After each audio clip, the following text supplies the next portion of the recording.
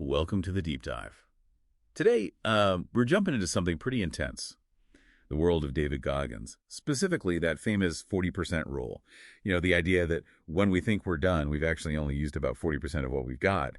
It's definitely a challenging idea. Makes you think, right? It really does. And Goggins' message, it hits hard for a lot of people, but Yeah. the core idea isn't completely out of the blue. So today, we want to go a bit deeper than just the usual story. We're going to kind of pull apart his philosophy using science, a bit of ancient philosophy, even some psychology. The goal here is to figure out, are these extreme methods something you can just pick up and use, or is it more, well, complicated, more individual? Okay, yeah, let's unpack that. Yeah. This whole idea of embracing discomfort, Goggins really hammers it home, physical, mental, whatever, because it's like essential for any real change. It makes me think of Carol Dweck's stuff on the growth mindset. Stepping out of the comfort zone builds resilience. Do you think his accountability mirror idea is sort of a practical way to do that? Building self-awareness. Oh, absolutely. That accountability mirror, it's pure confrontation with discomfort, isn't it?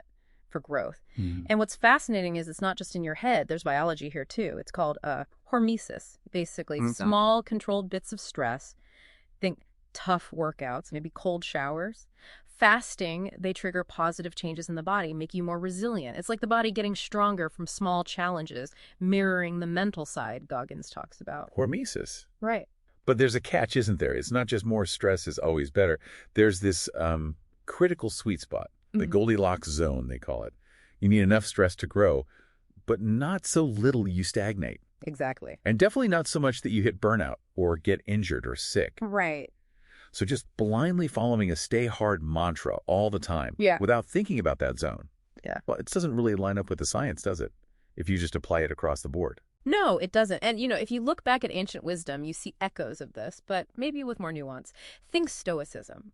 Philosophers like Marcus Aurelius, they saw challenges as chances to build character. But for them, it was often more about controlling your reaction to hardship, using reason, not necessarily seeking out extreme physical pain, just because. Seneca said, misfortune is virtue's opportunity. And Marcus Aurelius had that great line, the impediment to action advances action. What stands in the way becomes the way. It's about reframing. Yeah, that makes sense. And Goggins' routines, the sheer discipline, that also reminds me of asceticism, that ancient practice, ascesis meaning training. Ascetics gave up comforts for clarity, for self-control. Kind of like Goggins, with his intense physical challenges, his simple lifestyle. Even Nietzsche chimed in, suggesting suffering was needed for, the highest value. But going too extreme has risks. Big risks, which leads us right into the dangers of just a pure brute force method. If you're training relentlessly with no recovery, you can get into real trouble. Overtraining syndrome. Right. Hormonal chaos, Yeah. immune system tanks. Yeah, performance drops, mental health suffers. Or even worse, rhabdomyolysis. Oh, yeah, rhabdo. That's serious stuff where your muscles break down. Exactly. Releasing harmful things into your blood, potentially damaging your kidney. I mean, these are the body signals you really can't just push through. It's a paradox, isn't it? Pushing too hard actually stops you cold. It really does. And it Yeah. makes you wonder, psychologically, is Goggins' incredible discipline sometimes maybe an energy against yourself? Could it be driven by past trauma, maybe, rather than being a universally healthy path? You can contrast that with something like self-permission, which is more about working with who you are, listening to your body, your energy, Right. not constantly fighting it. And it's important, too, to separate Goggins from, say, toxic positivity. Right, just pretending everything's fine. Yeah, or that passive law of attraction stuff. Yeah. Real resilience sees the discomfort, acknowledges it, and then works to reframe it. It's active. Okay, so putting it all together, Goggins' story, undeniably inspiring, a testament to what's possible, but maybe not a universal manual for everyone listening. Probably not a direct blueprint, no. When you look at the whole picture, the real power isn't just in suffering relentlessly. It seems to be in finding that rhythm, that balance between challenge and recovery, a mindful cycle. And recovery, that's not weakness. It's actually a vital part of the discipline. So maybe the new definition of hard. Yeah. Maybe it's really about self-awareness, listening to your body, actually paying attention to your emotions, having the guts to take a rest day when you need it. That takes courage, too. It absolutely does. True mastery might be about using stress intelligently and then choosing recovery as a deliberate act, an act of will, just like pushing hard. So the thought to leave you with today is this. How could you redefine what hard means in your own life? How can you push for growth but also respect your limits and actually build in that essential recovery? Something to consider until our next deep dive. Okay, so let's get into it. Today, we're diving into someone really fascinating, definitely intense, and honestly often debated. David Goggins. His approach, it's so radical, right? Overcoming this truly traumatic past has kind of created what we're calling the Goggins paradox. You know, that tension between his self-made resilience, which is extreme, and the psychological questions about it. Is it sustainable? Can anyone else do it? Yeah, and what's really interesting psychologically is how his whole transformation, which he completely authored himself, it really pushes against conventional therapy ideas. He uses, extreme physical endurance and this very direct confrontation with his own mind as his main tool. So our mission today really is to explore that paradox. Look at the inspiration, because it is inspiring, but also the potential pitfalls, the psychological side of it. Absolutely. And to get Goggins, you first have to understand his background. It was truly hell on earth, as he puts it. We're talking chronic stress, severe physical abuse from his father, Trunis Goggins. Plus, he had a stutter, learning disabilities. School was rough. And it wasn't just home. That's key. No. After they moved to Brazil, Indiana, he ran straight into overt racism, like KKK presence, actual death threats written on his stuff.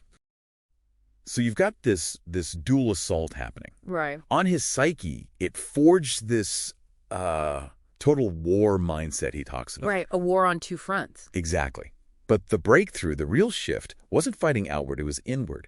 He initially blamed his dad, called him the devil, but then he had this radical realization, his words, the devil really was me. Wow. Yeah, a huge moment of taking total self-responsibility, moving away from being a victim towards, agency. Extreme agency. That's powerful. So, okay, he declares this war with himself. How does he fight it? He develops specific tools, right? Like his famous ones? The cookie jar is a big one. Explain that a bit. It's basically a mental list, a place he stores all his past victories, every hard time he overcame. He goes there mentally when things get tough. To draw strength. Okay. And the 40% rule. Yeah, that's his idea, that most of us, when we think we're done, when we want to quit, we're only at about 40% of what we're truly capable of. 40%, that's a lot left on the table. It is. And psychologically, you can map these. The cookie jar, recalling those successes, that's like cognitive reappraisal. You're reframing past stuff to help you now. Yeah. And it massively builds self-efficacy, your belief you can actually do things. Okay. And callousing the mind. Intentionally seeking out discomfort. That lines up really well with stress inoculation.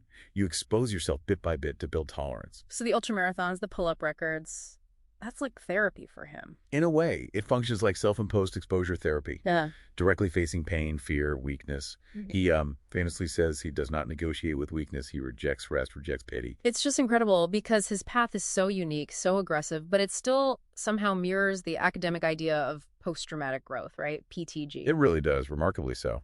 Going from obesity and pest control to Navy SEAL, ultra-endurance athlete, that screams new possibilities, personal strength, things you see in the PTG model. Exactly. PTG is about positive change after trauma, appreciating life more, stronger relationships, feeling stronger yourself, spiritual shifts even. Goggins shows a lot of that. But here's the core of the paradox. While his process confronting pain has links to therapy, his method is the polar opposite. It's solitary, intensely aggressive. Traditional trauma therapy emphasizes safety, compassion, professional guidance. His is a war fought alone. Right. No safety net. None that's visible. Yeah. So the big question becomes, is this constant, relentless striving a true resolution? Has he found peace? Or is it a kind of high-functioning survival mode where he's constantly running from something? Outrunning the demons, as you said.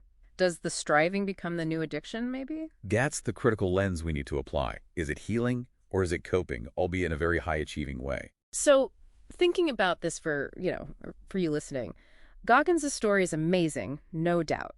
A testament to human will. But it's not the only way.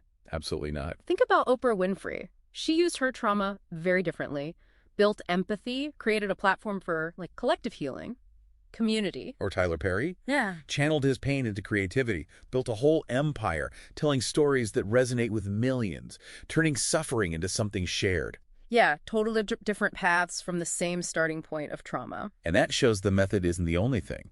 Goggins' extreme self-confrontation, Oprah's community building, Perry's creative outlet. Yeah. They all involve confronting the trauma somehow. They all involve moving from victim to agent, repurposing the pain. So the how can vary wildly. Exactly. Goggins is one powerful example. An outlier, maybe, but for most people, dealing with their own stuff. A path with professional support, with room for rest, with self-compassion, that's usually going to be safer, more sustainable, probably more effective long-term for genuine healing. It's not always about being the hardest person in the room. Right. It's about finding your balance between facing the hard things and taking care of yourself. That's the journey for most of us. Welcome to the Deep Dive. Today we're really getting into David Goggins' Can't Hurt Me, specifically episode 8. Now, everyone knows Goggins as like the ultimate self-made guy, right? The total lone wolf. But here's the twist our sources found. His whole journey. It seems it was kicked off by this really specific external spark, kind of a paradox. Exactly. And well, that's what we're digging into. We want to unpack that apparent contradiction, explore the psychology behind his transformation, and crucially, figure out what insights you can take away for your own path. Okay, yeah, let's unpack that. Because the story you usually hear is Goggins just forged himself out of nothing. But the sources, they point to this key moment back in 1992. Goggins is only 16, and he's feeling lost, unprepared, dealing with a really traumatic childhood, just desperate, really. Right, and here's where it gets super interesting. In that state, he hears about Scott Guerin, an Air Force pararescue man. Think elite combat rescuer. Now, this wasn't like formal mentorship, not at all. It was pure one-sided inspiration. Goggins just latched onto it, became obsessed. He spent a whole week calling, literally every Air Force base in the U.S., just trying to find this guy Guerin. Wow, a whole week. That shows incredible drive right there. Yeah. Self-started motivation. So Guerin wasn't exactly a hands-on mentor, but more like a living proof of concept. He showed Goggins, hey, this is possible. And that just sparked something huge inside him. It really did. And what's fascinating is how perfectly this lines up with observational learning. From Bandura's social learning theory, Goggins wasn't just passively hearing a story. He was paying intense attention. He was building this visual picture, retaining the instructions, essentially, for becoming a SEAL. He internalized Guerin. But here's the key thing for Goggins. The motivation. Okay, Guerin gave him the what and maybe the how. But Goggins' why? That was deep inside. It was about escaping his past pain, that trauma. His drive wasn't really for medals or praise. It was about winning the war with himself, that internal battle. It really makes you think, doesn't it? If even someone like Goggins, Mr. Self-Reliance himself, needed that single beacon, what does that suggest about how you might look at external inspiration? Or maybe even dismiss it sometimes. So, okay, we have this external spark, but what about the famous lone wolf persona then? How does that fit? The sources must talk about that. They do. And they suggest that maybe, just maybe, that lone wolf identity isn't just about grit. It could actually be a coping mechanism, something developed because of that tough childhood where, relying on others wasn't really an option or it felt unsafe. Oh, okay. So that do whatever it takes mindset, the relentless push driven by pain. It makes sense, but it was drawn some criticism too. Yeah, absolutely. Concerns about, is it bordering on masochism? What about burnout? Alienating people? The sources note he hasn't run an ultra since 2020 and his history of injuries. It does raise questions about long-term sustainability physically. And relationally too, right? Being that intensely focused, that lone wolf, it can take a toll on connections with others. Exactly. And the sources kind of contrast this push approach, the one fueled by pain, with a potentially more sustainable pull approach. That's one driven more by, say, purpose, love, or gratitude. Look, true self-reliance from a more nuanced view isn't about never needing anyone. It's about having your own internal resources, yes, but also knowing when and how to seek support. Healthy relationships are pretty vital for well-being. Okay, so bringing it back to practical takeaways. Goggins' core ideas, the discipline, the accountability, even scheduling hardship, they're powerful, no doubt. Building momentum from small wins to big ones. That's something anyone can apply, whatever you do. Definitely universal principles there. But, and this is important, the level Goggins takes it to, that extremity. That seems uniquely tied to his specific history and his specific goals. Navy SEAL, ultra athlete. A writer or a teacher probably operates very differently. The sources warn against just copying his methods literally. For most people, that could easily lead to injury, burnout, or just feeling totally isolated. So wrapping this up, our deep dive suggests Goggins' journey, while incredible, wasn't purely self-made. There was that external spark, that proof of concept. And maybe the extreme self-reliance came later, possibly as a way to cope with earlier trauma. Right, and this conclusion seems to be that real strength isn't just about refusing all help. It's maybe more about that wisdom to balance your inner grit with, tapping into external support when needed, the value of human connection. So for you listening, here's something to think about. How can you take Goggins' powerful discipline and accountability, but maybe integrate it with emotional awareness and building a solid support system? And maybe more profoundly, what kind of pull could fuel your unique journey? One driven by purpose or gratitude, maybe, instead of only pushing against pain, something to mull over. Welcome back to the Deep Dive. We live in a world just obsessed with external stuff, the likes, awards, job titles. It's so easy to get caught chasing validation outside ourselves. Absolutely. But what if the real secret to a resilient and fulfilling life isn't about getting that approval, Right. but building this unshakable inner drive? Right. So today we're digging into David Goggins' pretty radical message. He basically says, your why is your engine. That internal engine, yeah. Our mission here is to unpack this intrinsic why, what really fuels us, by connecting Goggins' raw philosophy to some solid psychological truths. Ready to jump in? Let's do it. What's really key here is understanding the two main types of drive. You've got intrinsic motivation first. That's where the reward is the activity itself, like playing basketball just because you love the game. Okay, pure enjoyment. Exactly. Yeah. And then there's extrinsic motivation. That's all about the external factors, money, praise, maybe even avoiding getting yelled at. Right, the carrots and sticks. Pretty much. And Goggins is really clear on this. Depending on those extrinsic motivators, he sees that as a fundamentally weak strategy, just not sustainable for the long haul. So if that internal engine is the thing, how does Goggins' intense, real-world stuff actually line up with psychology? I mean, self-determination theory, SDT, seems relevant here? Spot on. SDT fits incredibly well. It basically says we humans have these 3 innate psychological needs we need met to really thrive. Okay, what are they? First up is autonomy. It's that fundamental need for choice, for feeling like you're in the driver's seat of your own life. And how does Goggins tap into that, like his accountability mirror thing? Exactly. The accountability mirror is pure autonomy in action. He's literally confronting his flaws, taking ownership, deciding he's in control of changing the narrative. It's not just seeing the problem, it's reclaiming the power to fix it. Okay, that makes sense. What about his whole callous mind idea, intentionally seeking discomfort? That plugs right into the second need, competence. Yeah. We need to feel effective, capable, like we can master challenges. Yeah. Goggins doesn't just tolerate hardship. He actively seeks it out to build that mental resilience, that fortitude. Every tough run, every obstacle overcome, it proves his competence to himself again and again. Got it. Now, the third one, relatedness needing to belong.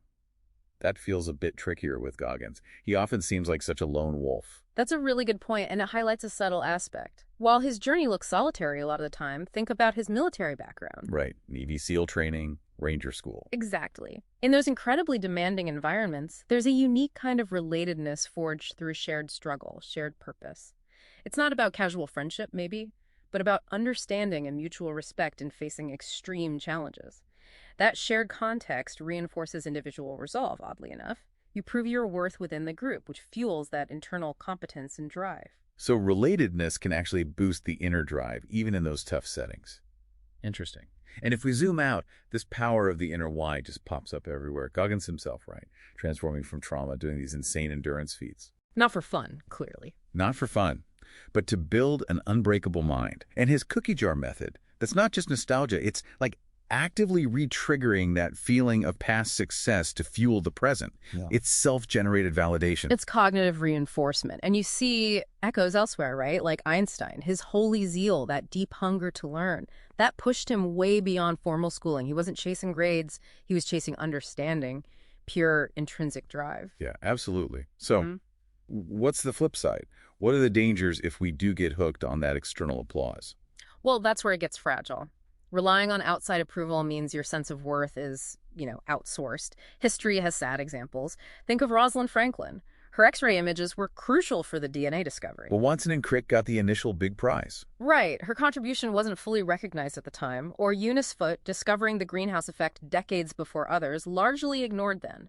Their internal drive was there, but the external validation system failed them. It shows how shaky relying on the outside world can be. Okay, but hold on. Does this mean any external reward is bad? Like, what about a bonus at work or just someone saying good job? No, not inherently bad. It's about the balance and the why. There's something called the over-justification effect.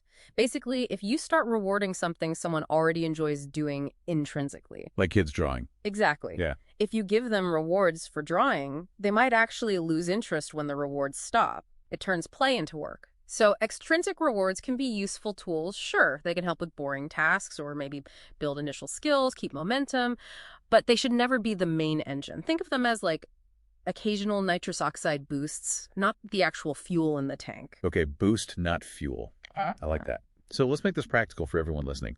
What are some concrete things you can do to start building that internal engine? Great question. All right, here are 3 ideas. First, next time you finish something, anything, consciously focus on that internal feeling of accomplishment. Just sit with it for a second before you even think about telling someone or posting it. Feel the internal win. Notice it. Second, try writing a personal mission statement for one specific goal. But, and this is key, base it only on your values, what truly matters to you, not what you think others expect. Get clear on your why. Exactly. And third, actively celebrate your small private wins. Build your own mental cookie jar. Recall moments you pushed through even if nobody else saw. Train your brain to value those internal victories. It's like building a muscle.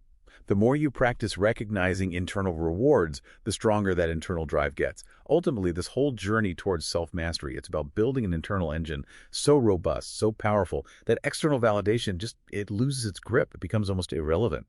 The real reward isn't the trophy or the likes, it's the work itself. It's the pursuit. That's the prize.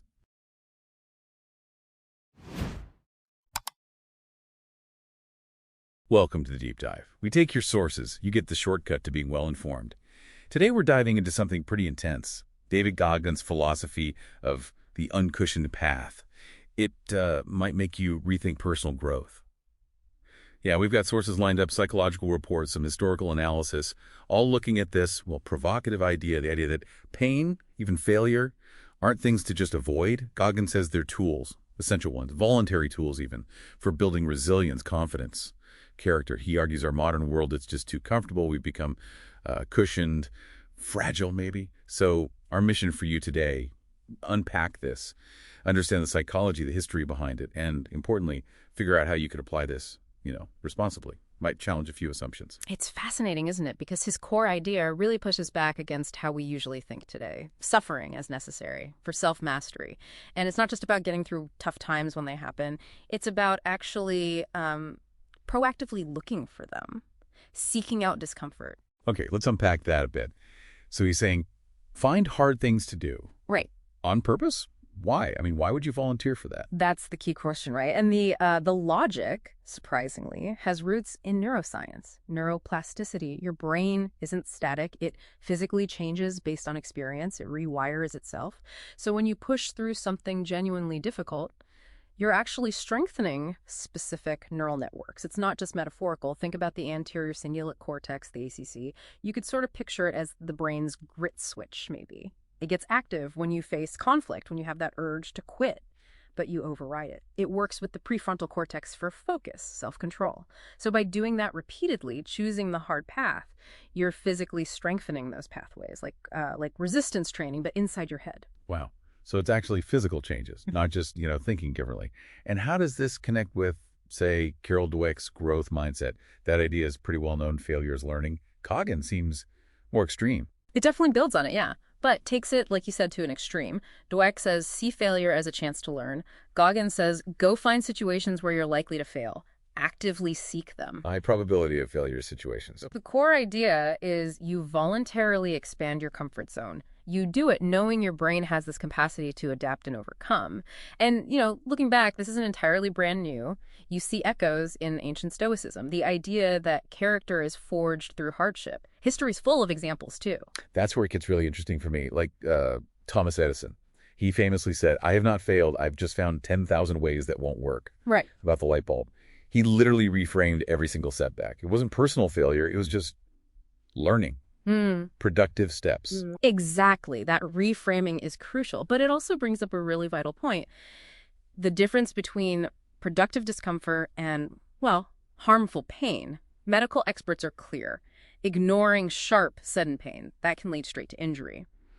This uncushioned path, it's about choosing a hard route, a voluntary challenge. It's definitely not about ignoring your body's warning signals or being reckless. Okay, so there's a line. It's not about recklessness, but smart challenges. Yeah. But I've heard people criticize the Goggins approach too, that it's maybe too harsh, lacks self-compassion. How do you square that? That's an important question. Yeah, his philosophy can sound aggressive. He really seems to target what you might call intellectual complacency, just being comfortable with not wanting to challenge your own thinking. But it's not purely about punishment. Think about his cookie jar method. The cookie jar. Yeah, it's where you mentally store or recall your past victories, times you overcame something tough. And you use those memories, leverage them. It creates this positive feedback loop, you see. You use past wins to fuel the effort for the next challenge. So it becomes a sustainable cycle. Seek discomfort voluntarily, achieve something, build confidence, use that confidence as fuel. It's not just about the pain phase. Okay, so we've got the intensity, the neuroscience, the history, this cookie jar idea. What does this all mean for us, for you listening? And it sounds like taking these powerful, maybe sometimes extreme ideas and finding a practical middle ground, a hybrid approach. Exactly. That's the most sensible way for most people, I think. You integrate these Goggins-style principles with, established psychological practices. So maybe think about it like this. 1, voluntary discomfort. Intentionally pick challenges just outside your current comfort zone, not miles outside, just pushing the edge. 2, mindful awareness. Really check in with yourself, your body, your mind. Learn to tell the difference between productive struggle and harmful pain or burnout. 3, self-compassion. This is key. Acknowledge that setbacks are tough. They sting, use them to reflect, learn, but don't beat yourself up endlessly. And 4, positive reinforcement. Use that cookie jar idea. Remember your wins. Let them fuel you. So say you're learning a new skill, right? Voluntary discomfort. Mindful awareness is noticing when frustration is actually stopping you from learning. And self-compassion is saying, okay, this is hard. It's okay, I didn't get it yet, instead of I'm useless. That blend makes a lot of sense. Okay, so for you listening, here are maybe a couple of quick, actionable things to try. First, next time you face a setback, a failure, before you blame anything else, just jot down maybe 3 quick lessons learned from it. What did the experience teach you? Second, try catching yourself when you think, I can't. Rephrase it. Maybe something like, okay, I'm struggling with this right now. What could I try differently? Shifts the focus to action. So this uncushioned path, it's not about just suffering for suffering's sake. It seems to be a framework, a pretty profound one, for engaging with struggle deliberately, purposefully, which leads to a final thought. What small voluntary discomfort could you maybe seek out today, just to start strengthening that grit switch? Something to think about.